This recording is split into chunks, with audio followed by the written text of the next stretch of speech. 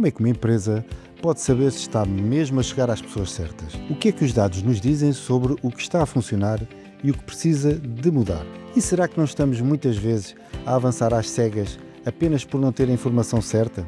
A verdade é que o marketing pode ser uma das maiores alavancas de crescimento para uma empresa. Mas para isso acontecer, é preciso mais do que criatividade ou presença nas redes.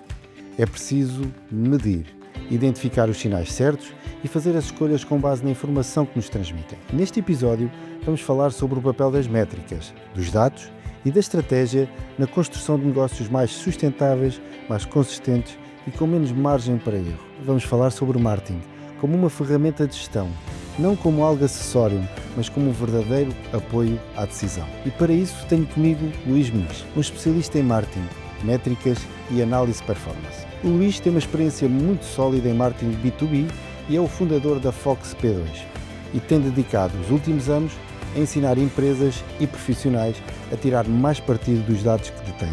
Se não medirmos, não conseguimos gerir, mesmo para nós pessoalmente, não é? Eu quando ando no ginásio, não é? Um dos objetivos é a perda de peso, como tal eu tenho que medir.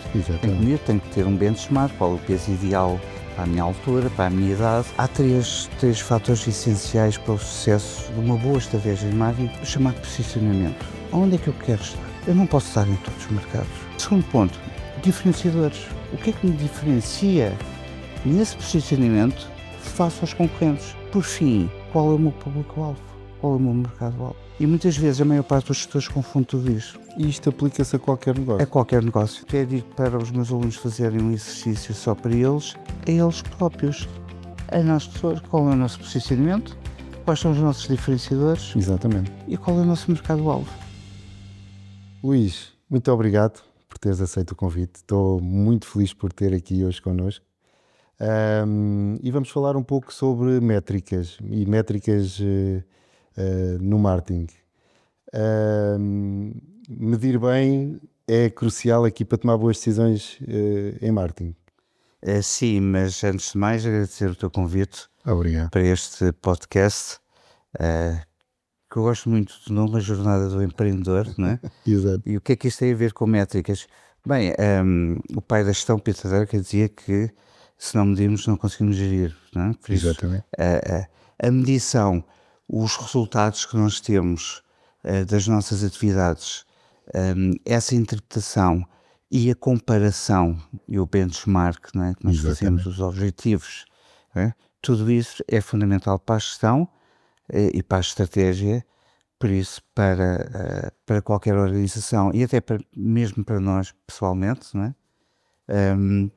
É fundamental. Eu quando ando no ginásio, não é? Um dos objetivos é a perda de peso, como tal eu tenho que medir. Tenho que ter um benchmark, qual é o peso ideal para a minha altura, para a minha idade.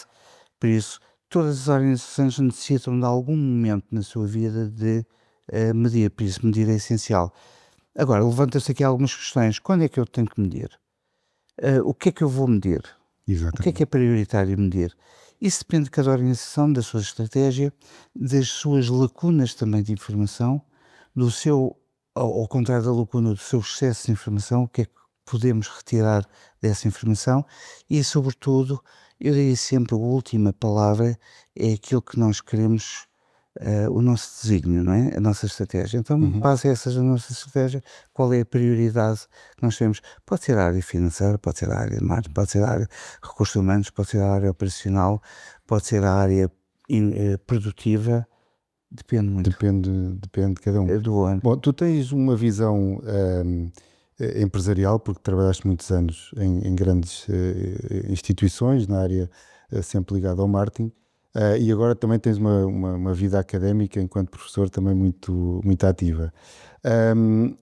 O que é que tu achas, quais são os principais erros que as empresas cometem nesta área de... Eu diria que há uma série de paradoxos e falácias que os gestores cometem em relação aos dados. Primeiro é duvidar deles. Ou seja, quando os dados contrapõem a intuição do gestor, ele diz que há algum problema com a qualidade dos dados. Isto não significa que não exista. Há problemas com a qualidade dos dados, temos que verificar, temos que validar essa integridade dos dados Mas muitas vezes eu acho que é a falta de humildade. Certo. As pessoas às vezes têm que ter alguma humildade e dizer, sim senhor, estes são os dados, esta é a informação, então o que é que eu posso fazer com ela? Porque quem tem verdadeiramente o conhecimento do negócio é o gestor. Os dados aqui apenas são complementares para a Exatamente. decisão dele, para Exatamente. justificar ou não a decisão dele. A última palavra é sempre do gestor. Por isso aqui há sempre uma ambivalência quase de amor-ódio. Eu tenho ali uma série de métricas, amo-as porque elas estão a dizer que eu estou muito bem e estou a crescer, e depois temos os efeitos de paradoxo, Exato. com uma descida de 10% tem um impacto muito maior psicologicamente do que uma subida de 10%, Exatamente.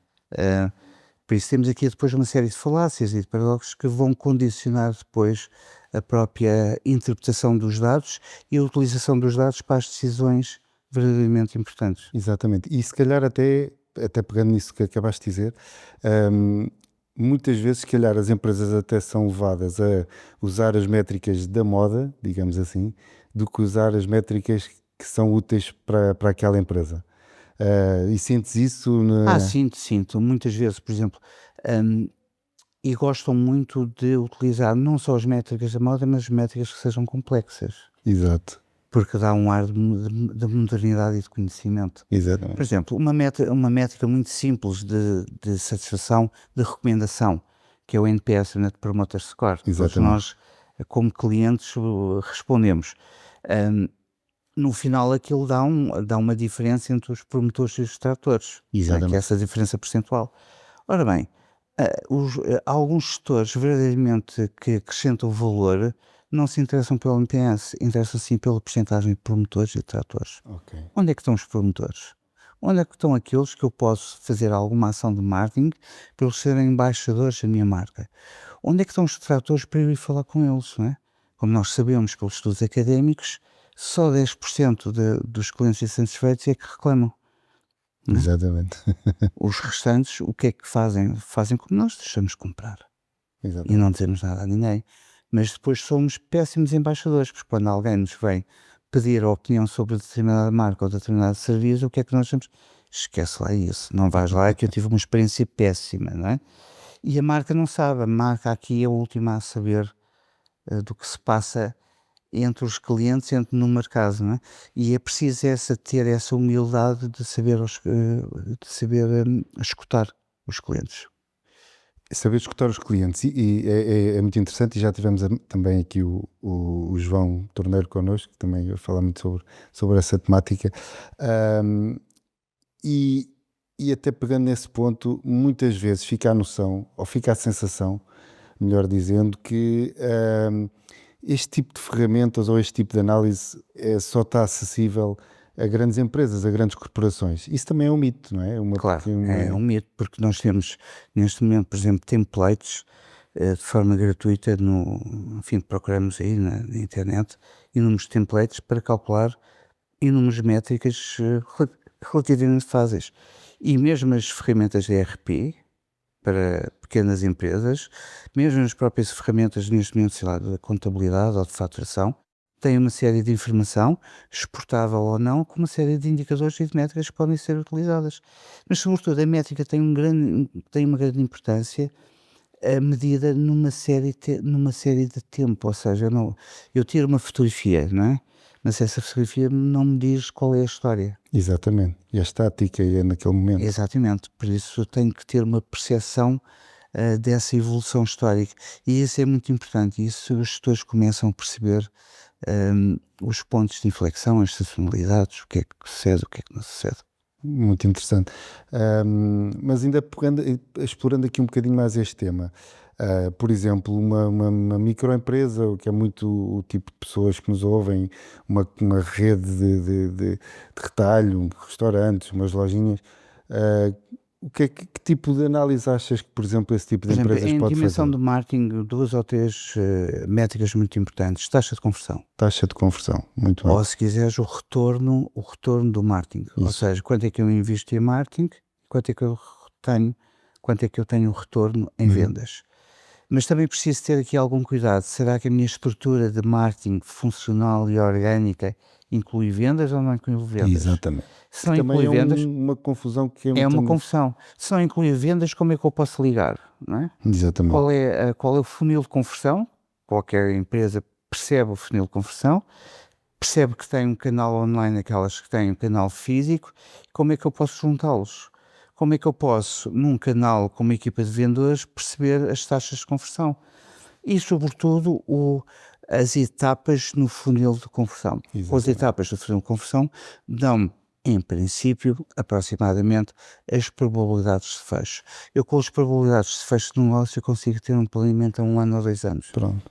Daquilo que eu vou, com um determinado grau de probabilidade, fechar e concretizar. Por isso, essas métricas são fundamentais, as métricas relacionadas com venda.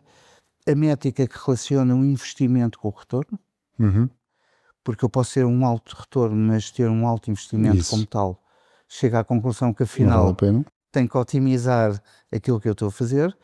E outras métricas relacionadas com os clientes, por exemplo, lifetime value do cliente, uma métrica fundamental que eu abandono. Ok.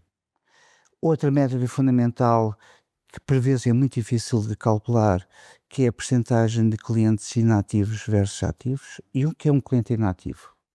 Nós perguntamos a uma organização mesmo pequena o que é um cliente inativo.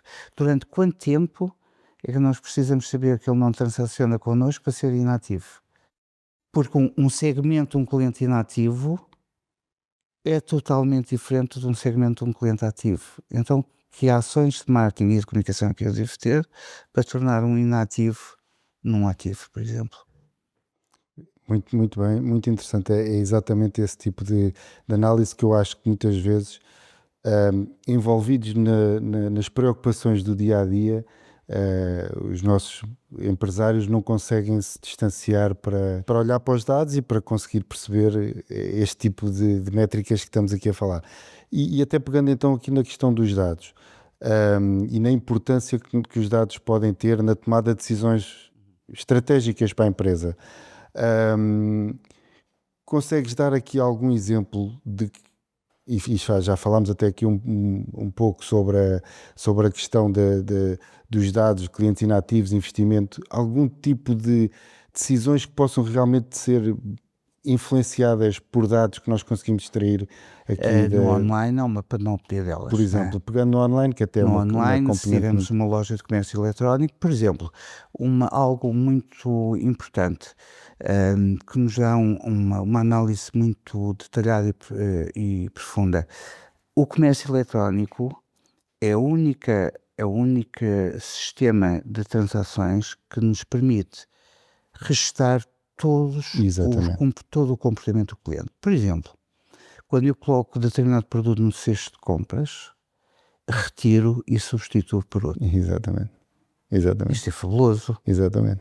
Isto muito dificilmente uma empresa de estudos de mercado tradicional iria tentar perceber qual é o comportamento deste consumidor. Nem tinha dados, lá está, Nem tinha dados. para isso. Outra coisa fundamental que se está a fazer muito e que é fácil relativamente de fazer, que é a análise da wishlist. Eu coloco um produto na wishlist. Está bem, mas qual é a minha conversão? Eu coloco lá e será que eu compro? Será Quanto que eu depois tempo é que demora a coloco comprar? no cesto de compras e não coloco porquê? Então o que é que eu tenho que fazer em termos de wishlist? Isto é um deles. Depois a otimização de websites, que é fundamental, a usabilidade. Hoje, cada vez mais, as pessoas não perdem muito tempo, não têm tempo a perder Exatamente. num A oferta website. é tão grande que... Por isso, e depois entramos no paradoxo do Barry Schwartz, né, que é a seleção. Quando nós temos muita oferta, nós temos a paralisia da seleção, né, e isso causa uma insatisfação tremenda. Né? Eu vou à procura de um determinado produto e oferecem-me 200 produtos. Exatamente. Não é? A minha primeira reação qual é que é? Fico parado, paralisia, escolho um. Mas depois quando chego a casa, duvido se aquela foi a melhor Se foi escolha a ou melhor não. escolha. Ao fim do dia... Ao final do dia. O que é que as empresas fazem? Como não podem evitar estes 200 produtos ou 300 produtos de oferta, arranjam algoritmos para restringir uma subpopulação e oferecer uma oferta mais reduzida, e repara que são entre 5 a 6 produtos Exatamente. Yeah. compatíveis com aquele que foi escolhido. Porque 5 ou 6, porque 6 ou 7 são os grupos que o nosso cérebro consegue processar de forma independente. Quando temos mais do que esses, é difícil já conseguirmos ter alguma percepção. É por isso que os sites têm 6 ou 7 dimensões. Que engraçado. Secções. Bom, e agora para baralhar isto tudo, temos aqui a inteligência artificial.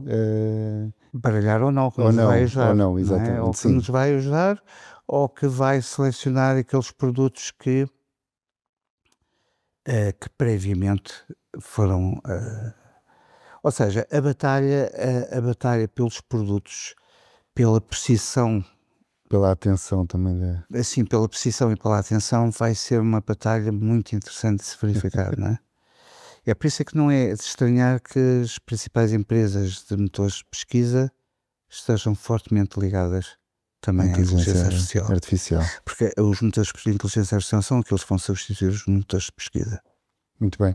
Olha, e temos estado aqui a falar de dados, e também tens uma empresa, tens um projeto também ligado a esta área dos dados, muito ligado também à presença digital. De empresas, políticos, clubes de futebol, seja o que for. Podes partilhar um pouquinho a experiência? A experiência começou em 2015, e eu e o João Costa começámos a pensar o que é que vamos fazer em termos de dados. E tínhamos uma série de dados das redes sociais dos partidos políticos. E então lançámos algo totalmente gratuito e é totalmente livre, pode ser consultado. E não queres dizer o nome? Sim, Fox P2, foxp2.pt, Fox não de raposa, mas porque fomos buscar um dos 2 genes humanos que nos diferencia dos nossos antepassados. Exato. E este conjunto de genes tem a ver com a linguagem e com a interpretação conceptual.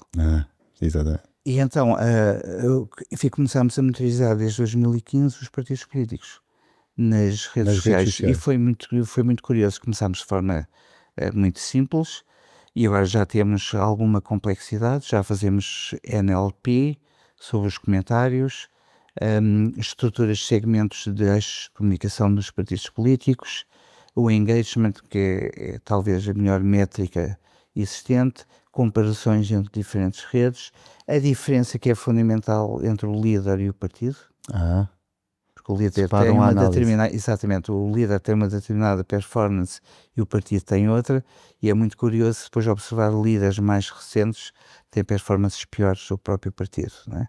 Que interessante. E depois partidos novos que chegam têm um dinamismo, porque já vêm com alguma profissionalismo, não só deles, mas também das equipas das agências de comunicação.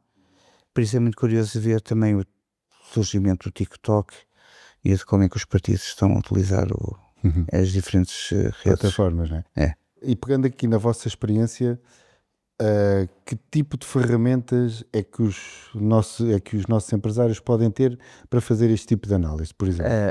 Primeiro, tem ao seu alcance as próprias ferramentas analistas, as próprias ferramentas não têm as contas. Por exemplo, um empresário que tem o LinkedIn tem acesso a uma série de indicadores do LinkedIn, de estatísticas do LinkedIn, que podem ser exportadas para um Excel e depois fazem as suas próprias análises. O Facebook a mesma coisa, o Instagram a mesma coisa, ou seja, da sua própria atividade tem acesso a uma panóplia grande de dados estatísticos. Com a ajuda de inteligência artificial é fácil depois eles perceberem o que é que podem fazer com isso. Quanto à comparação com a concorrência é mais difícil, porque é preciso aqui ferramentas que possam ir buscar a informação que é pública e depois comparar. E é isso um pouco que nós fazemos, que é comparar aquilo que é público. Não podemos aqui estar a violar a privacidade, por isso todos os indicadores métricos que nós temos são métricas públicas. São métricas públicas. Voltando aqui às empresas, uma boa estratégia de marketing pode fazer aqui a diferença entre o crescimento de uma empresa ou o falhanço no crescimento da nossa empresa. podes desenvolver aqui um bocadinho o tema, como é que estrategicamente um empresário que hoje está, e normalmente eu acho que este tipo de questões coloca muito aqui numa fase em que já começam a ter 3, 4, 5 colaboradores e a estratégia de crescimento começa a ter um peso não só na estrutura como no investimento que tem de fazer. Que tipo de preocupações deve ter um empresário? Ok, eu agora tenho de começar a pensar se calhar num marketing mais estruturado, numa estratégia de crescimento mais estruturada. Que tipo de preocupações é que esse empresário deve ter? Esse é um ponto fundamental e eu acho que é crítico para o sucesso das organizações. Primeiro é saber se a organização tem uma estratégia. É porque, desculpa interromper, porque acho que muitas vezes até se confunde o marketing com as vendas. Sim. O empresário, não, para mim o marketing é meter mais um vendedor e a estratégia é... Não, a estratégia é fundamental e eu acho que eu digo muitas vezes aos meus alunos e a algumas empresas que é o seguinte: há três fatores essenciais para o sucesso de uma estratégia, de uma boa estratégia de marketing, que também é uma boa estratégia da própria organização. Se a organização tiver uma boa estratégia, ela tem uma boa estratégia de marketing e vice-versa. Não é o marketing que vai salvar, poderá salvar apostando, verificando novos mercados. Mas há 3 áreas fundamentais. Primeiro, o chamado posicionamento. Onde é que eu quero estar? Exatamente. Eu não posso estar em todos os mercados. Exatamente. Eu tenho que escolher qual é o meu cluster, eu tenho que escolher qual é a minha área, eu tenho que escolher a minha área devido às minhas competências, àquilo que eu posso oferecer de valor acrescentado a esse conjunto de clientes que têm determinadas necessidades. Por isso, primeiro ponto, posicionamento. Segundo ponto, diferenciadores. O que é que me diferencia nesse posicionamento face aos concorrentes? Será que eu estou sozinho ou não estou sozinho? Ou tenho 2 ou 3 concorrentes, está bem, mas o que é que eu faço diferente? É a minha cultura? Todas as empresas têm DNAs diferentes. É a minha cultura? É a minha forma de investigação e desenvolvimento do produto? Eu tenho um produto diferente? Ou tenho uma forma de abordagem da minha equipa de vendas é altamente eficiente e tenho fortes talentos na área comercial? Exatamente. Quais são os meus diferenciadores? Por fim, muito importante, que no fundo não é a interseção, mas é a reunião destes dois, que é, com isto tudo, qual é o meu público-alvo? Qual é o meu mercado-alvo? E muitas vezes a maior parte dos gestores confunde tudo isto. Confunde posicionamento com mercado, com segmentos. Qual é o segmento que eu quero estar neste momento? Qual é o segmento que eu quero transformar para o futuro? Ou criar novos segmentos de clientes com novas necessidades? E isto aplica-se a qualquer negócio? A qualquer negócio. Pode ser um restaurante, pode ser um restaurante, uma grande empresa, e eu até digo para os meus alunos fazerem um exercício só para eles, a eles próprios. A eles próprios, A nós pessoas, qual é o nosso posicionamento, quais são os nossos diferenciadores e qual é o nosso mercado-alvo. E até pegaste num ponto que eu também queria falar aqui mais à frente, mas trazemos para cá. Porque estamos a falar muito no posicionamento de empresas, no marketing, mas isto aplica-se também ao que está muito agora na moda, no marketing pessoal, ou seja, nós próprios como é que nos posicionamos nas redes, qual é o nosso público-alvo, tudo isto que acabaste de falar. E a dificuldade do marketing pessoal é a mesma do que a dificuldade do marketing de uma organização, será que nós temos a flexibilidade de sentarmos numa mesa com uma folha de A4 à frente e dizer quais são os meus diferenciadores, onde é que eu quero estar? Porque se nós perguntarmos a um gestor que não tem uma visão estratégica, ele quer estar em todos os mercados. Exatamente. E não pode ser, não pode. Perde o foco e... Perde o foco. É aquele dilema que o Júlio César tinha em relação aos seus generais, os generais em relação ao Júlio César. Será que eu devo conquistar território, muito território, mas perco força? Ou devo concentrar ganhando força, mas perco território? Exatamente. É um dilema tramado, não é? Muito bem. E até pegando nesse exemplo, o marketing muitas vezes também, temos estado aqui a falar em crescimento, novos mercados, mais clientes, mas também pode ser essencial, ou se calhar até decisivo, na retenção dos clientes que nós temos. E que tipo de análise ou de política e de estratégia? A retenção há um indicador que não é introduzido os clientes, que é muito simples de calcular, que é a frequência de compra. A frequência de compra. Se eu considerar um intervalo de tempo, dependendo do ciclo de vida do produto, mas se eu considerar um intervalo de tempo, quantas vezes é que o cliente me comprou? Uma coisa tão E simples. posso ter uma distribuição dos clientes, me compram muitas vezes, menos. É evidente que um cliente compra menos vezes não significa que ele esteja insatisfeito. Sim, depende do tipo de serviço, de produto, Depende seja. do tipo de serviço, depende também das ações que eu possa fazer. Essa é fundamental. Hum, e a satisfação tem sobretudo a ver com a lealdade. Uhum. Mas também a relação não é direta, não é? Eu posso Sim, estar satisfeito e não ser leal à marca. exato. Isso, Porquê? Porque as barreiras à entrada são baixas, por isso eu tenho muitos concorrentes exatamente. e estou satisfeito com eles todos.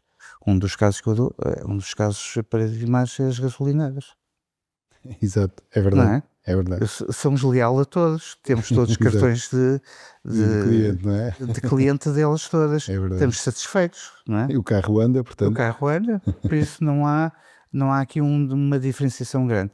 Isso sucede mais em mercados onde as barreiras à entrada são elevadas, não é? Até porque o custo de aquisição do novo cliente Claro.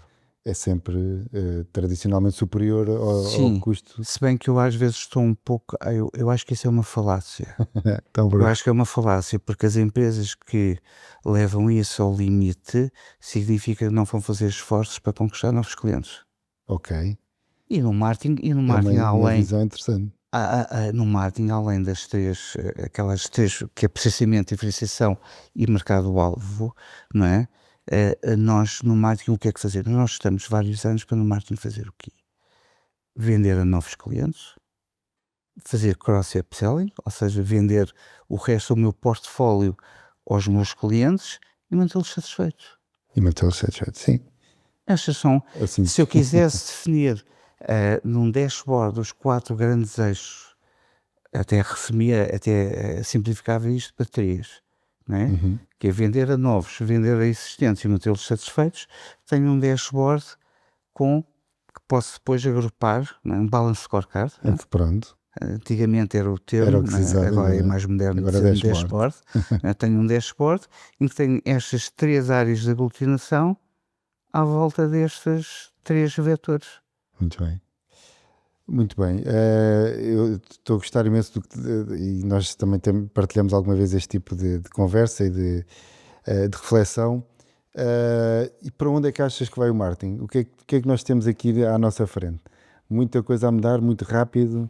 Há muita coisa a mudar, a inteligência artificial, criptomoedas, muito bem, são os especialistas, Que eu gosto. que vai mudar também esta questão das transações, não é? Como é que nós Nossa vamos relação com o transacionar? dinheiro. E repara que, voltando, eu gosto muito de ir aos clássicos, não é? E também aos clássicos do marketing, aos 4 P's. O único P que nos traz dinheiro é o preço. Exato, Os outros não nos trazem dinheiro. exato. Não está a ser receita, não é? Exato. Para haver recessão. Uhum. Por isso, como é que o preço, perante estas questões de cada desafios de criptomoedas, tudo isso, como é que nós vamos utilizá-lo? E numa sociedade que está habituada a uma sociedade de abundância, onde tendencialmente os preços são cada vez a tender para o gratuito. Como é que nós tornamos a escassez dos nossos serviços e produtos Uhum. para colocar essa dimensão do preço? Eu acho que esse é um dos desafios. Os outros desafios é um desafio tecnológico, Exatamente. mas isso o marketing sempre teve desafios tecnológicos Certo. e sempre soube ultrapassar. Eu acho que não tenho nenhuma visão, não consigo descortinar o futuro. Acho que quando nós temos dúvidas sobre o futuro, devemos ir aos fundadores. Aprender com. Aos fundadores por isso ao marketing, quiçá ler novamente as bíblias do marketing e perceber que se calhar os 4 P's, está nos 4 P's E a continuam a solução. ser a base de tudo isto. Não só os 4 P's, mas as teorias do comportamento do consumidor. Há uma forte estudo cada vez maior na área psicológica do consumidor. Pronto, era isso que eu ia perguntar. Acho que aí é uma área, humano. um comportamento do consumidor, os comportamentos extremos, os comportamentos de tribais também. Não é? Ok. O futebol é um Os deles. influencers, todo este fenómeno. Tudo isso. Mesmo os influencers, o que está a ser desmascarado pelos dados face aos influencers, porque nós podemos fazer uma análise ou network analysis, não é? E perceber a amplificação de um determinado sinal numa rede e perceber que afinal os sinalizadores não amplificam tanto o sinal como nós pretendemos, ou a mensagem. Isso é São se calhar primeiro ou segundo nível das nossas redes, não é? Ok, É que amplificam a interessante. nossa mensagem. Interessante. E em algumas marcas eles percebem isso. Até porque temos mais acesso a mais dados agora até do que Exatamente. tínhamos, e aí ajuda na tomada de Agora, o decisão. acesso a mais dados também torna depois O tratamento desses dados. o tratamento. É como a inteligência artificial, que as pessoas dizem, não vai diminuir os custos. Não, vai aumentar os custos porque precisamos ter depois mais mão de obra especializada. Exato. Ou então serviços A complementares capacidade de de computação. excelência e de diferenciação. E esses serviços vão ser, mais evidente, com um preço diferente. Se nós queremos ter bons analistas, não podemos pagar a mesma coisa que... Exato, como aos analistas. Exatamente. Olha, a conversa está muito boa.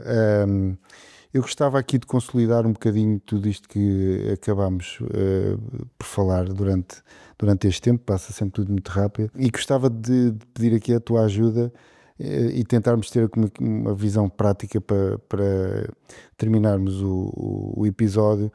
Um empresário que esteja agora a começar o seu negócio, quais é que devem ser as primeiras preocupações que ele deve ter com a área do marketing? A área de marketing.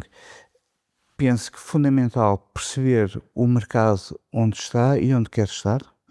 Posicionamento novamente. Qual é esse mercado? Como é que eu me vou dar a conhecer esse mercado? O eixo de comunicação. Quais são os influenciadores?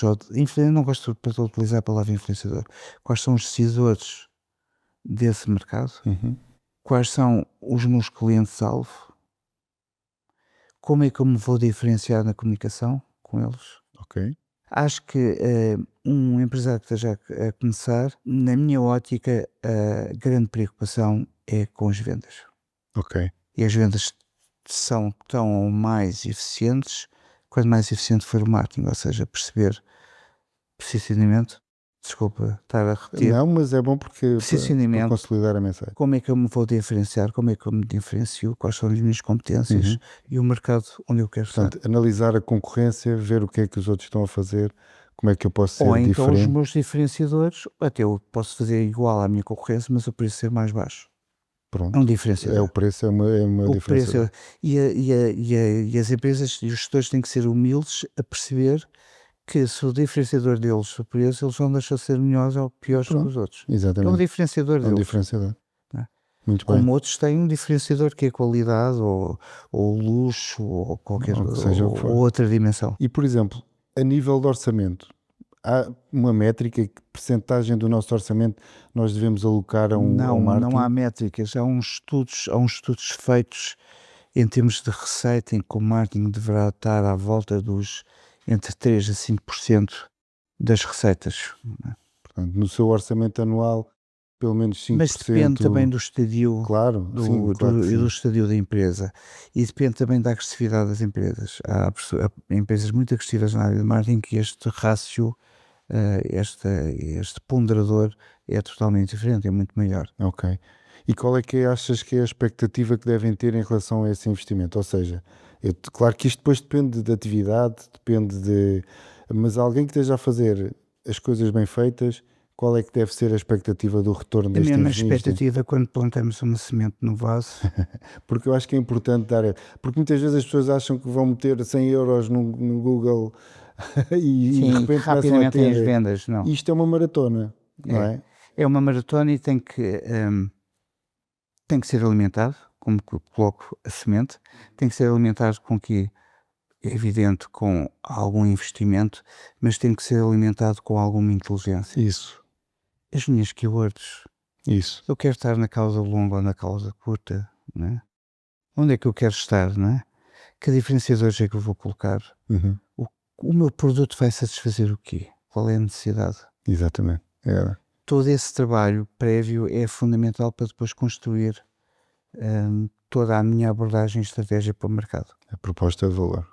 Muito bem. Por isso, desculpa eu estar a repetir, mas 3 regras básicas para os gestores é posicionamento, diferenciador, mercado-alvo e pensar com o marketing só vão fazer 3 coisas, que é conquistar novos clientes, vender mais aos existentes e mantê-los satisfeitos. Muito bem.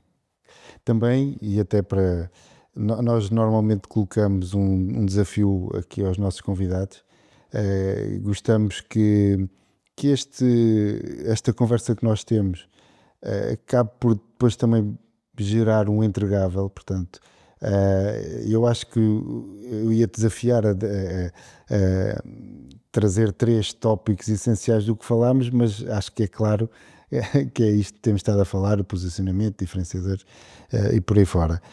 Portanto, eu ia te desafiar a deixar no final deste episódio, nós vamos entregar aos nossos O 3, um documento onde vamos resumir eu poria 3, ou 3 métricas as que 3 achem... regras básicas para o sucesso do marketing, que é o posicionamento, diferenciação do mercado-alvo, as 3 funções básicas do marketing, vender novos clientes aos existentes e mantê-los satisfeitos, e 3 métricas básicas do marketing. Exatamente. Customer Lifetime Value permite-me perceber o valor do cliente, a possivelmente recomendação à satisfação do cliente e as chamadas taxas de conversão. Muito bem. Não é?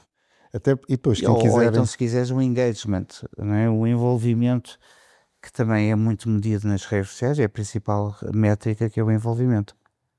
E depois, quem quiser conhecer mais em pormenor estas métricas e outras, tens um livro também publicado nesta área. Já vai. Felizmente, na 5ª edição, são 80 métricas, cobre as valências todas, e eu já estou a trabalhar com o professor Pedro Celeste no próximo de 100 métricas.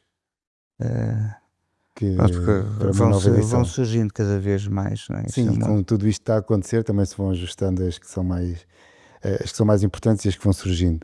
Olha, Luís, eu gostei muito também, era o que eu estava à espera. Obrigado. Eu gosto muito de estar contigo.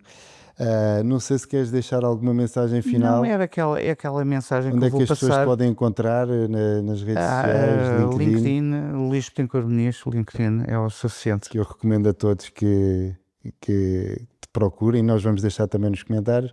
E também o Luís também gosta muito de arte, também gosta muito de pintar. Obrigado. É uma inconfidência, mas acho que também gosto muito do que fazes também nessa área. Eu depois deixo as pistas todas. para te acompanharem, porque acho que vale a pena. Muito bem. Gostei muito obrigado. Obrigado, Mário, pelo convite. Obrigado. E grandes sucessos para a jornada do empreendedor. Muito obrigado. Quanto a vocês, espero que tenham gostado. Coloquem os vossos comentários e conto convosco no próximo episódio. Muito obrigado.